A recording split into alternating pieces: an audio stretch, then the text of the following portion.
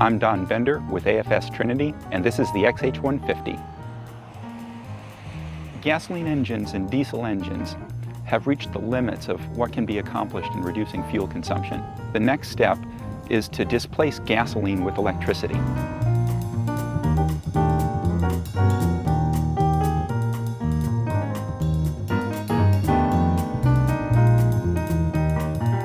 The XH150 is a plug-in hybrid. What that is a car that uses either gasoline or batteries or both together. The way the XH150 changes the auto industry is that our dependence on oil for transportation is reduced by 80%. The compromise between size, comfort, practicality, and fuel efficiency is eliminated. Development happens in steps. For a long time, there won't be any progress, and then progress happens all at once. So the next step is to displace fuel with electricity.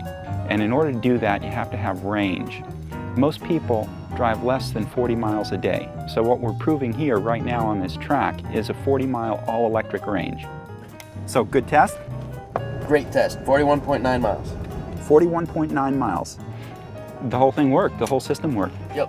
We started in earnest with the physical hardware work in July, and we have a fully functional prototype with great performance in December. So it's been a great program. I'm Dr. Joseph Romm.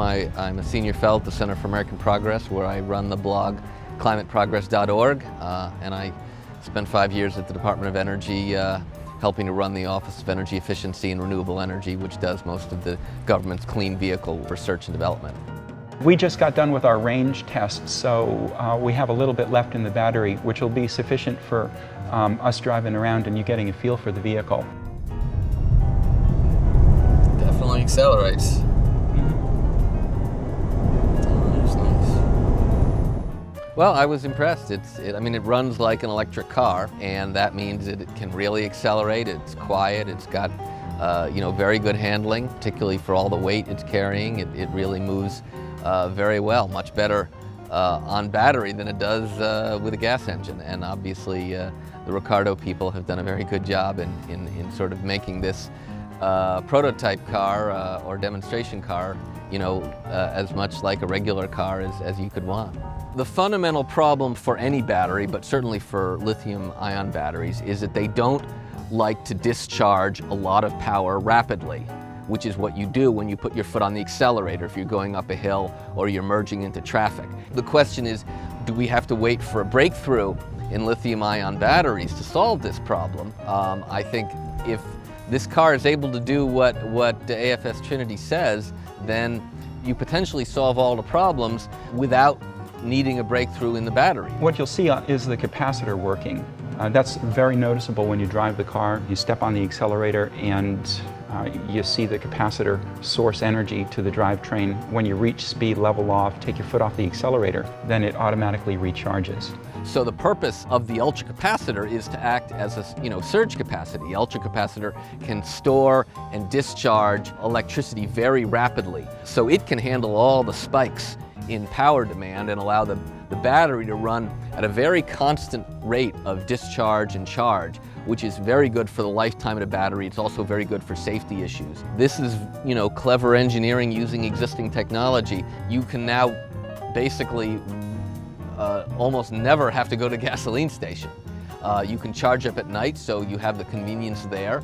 The fuel cost at current gasoline and nighttime electricity rates, the fuel bill is like a third or a quarter, and that's very exciting. So the beauty of this car is that it will be incredibly attractive to all those people who are fed up with gasoline stations and oil companies, and that is just about everybody. It's safe to say that there's only 3 alternative fuels that people seriously look at.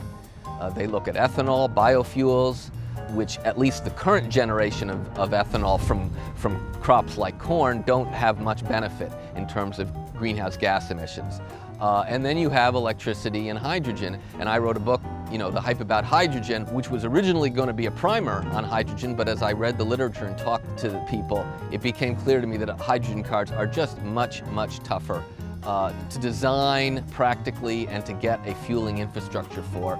This car has many advantages over hydrogen car. I think it is very safe to say, by the way, that if you can design a practical and affordable plug-in hybrid car, that you would never build a hydrogen fuel cell car. The goal is to run your car on pollution-free energy. If you want to build a hydrogen fuel cell car, you've got to take that electricity and convert it to hydrogen, which is an expensive process. And then you have to ship the hydrogen, which is an expensive car. And then you have to cram it onto your car. And then you have to buy a fuel cell, which just converts the hydrogen back to electricity. And so you've actually lost like 3/4 of your electricity, which is crazy. So I think it is very safe to say that if AFS Trinity can do what they say they can do in terms of price and performance, then this is the car that people are going to want to buy. It potentially could speed up the introduction of plug-in hybrids by many years, and plug-in hybrids are probably the car of the future, particularly in a world that is constrained by oil and worried about global warming.